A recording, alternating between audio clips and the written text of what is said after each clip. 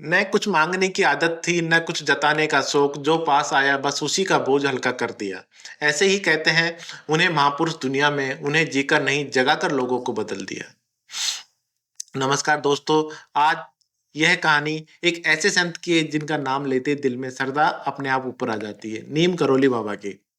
नीम करोली बाबा जिन्होंने लोग प्रेम से महाराज जी कहते हैं, हनुमान जी के परम भक्त थे। उनका असली नाम लक्ष्मी नारायण शर्मा था।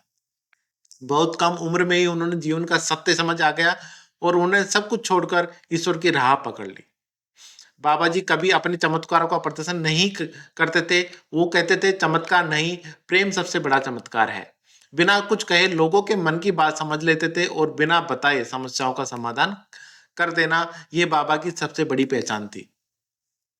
एक बार बाबा जी बिना टिकट के ट्रेन में सफर कर रहे थे। थोड़ी देर में टीटी आकर उनका टिकट चेक करता है तो उनके पास टिकट नहीं था। उन्हें अगले स्टेशन पर उतार दिया गया।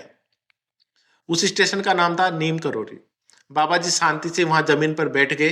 हैरानी की बात यह थी कि ट्रेन आगे बढ़ी ही नहीं। बहुत कोशिश की गई पर ट्रेन 1 इंच भी आगे नहीं बढ़ी। अंत में अधिकारियों ने बाबा जी से माफी मांगी और उन्हें सम्मान से ट्रेन में बैठाया गया। जैसे ही बाबा जी ट्रेन में बैठे, ट्रेन चल पड़ी। तभी से लोग उन्होंने नीम करोली बाबा के नाम से जानने लगे। उत्तराखंड में एक जगह है कैंची धाम।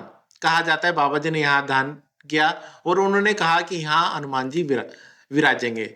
आज वह स्थान लाखों श्रद्धालुओं के आस्था का केंद्र बना हुआ है। एक बार बाबा जी एक गरीब बुजुर्ग दंपति के यहाँ रुके। उनके पास सिवाय एक कंबल के कुछ भी नहीं था। बाबा जी ने यही कंबल ओढ़ लिया। सुबह उठकर बाबा जी ने कहा, इस कंबल को गंगा जी में बहा दीजिए, खोलकर मत देखना। कुछ समय बाद उस दंपति का बेटा युद्ध से जीवित लौट आया। उसने बताया, गोलियां चली लेकिन एक भी गोली मुझे नहीं लगी, जैसे कोई मुझे बचा रहा हो। यही वजह है कि उस कंबल को ने एक बुलेट प्रूफ की तरह काम किया। बाबा जी बस एक ही बात सिखाते थे, सबसे बड़ा धर्म है प्रेम। सबकी सेवा करो बिना किसी उम्मीद के। ना उन्हें धर्म का प्रचार किया, ना ही किसी को बदला। उन्होंने बस दिलों को जोड़ा। 11 सितंबर 1973 को वृंदावन में बाबा जी ने शांत भाव से अपना शरीर त्याग दिया। लेकिन उनके जाने के बाद भी उनकी कृपा आज भी लोगों के जीवन में महसूस की जाती है। और दोस्तों, जाते जाते बस ये कहना चाहूंगा, अगर जीवन में शांति चाहिए तो प्रेम सीखो। अगर एक बार फिर वही बात जो अक्सर कहता हूँ, कर दिखाओ कुछ ऐसा कि नाम नहीं, आपकी मिसाल दुनिया याद रखे। जय श्री राम। धन्यवाद।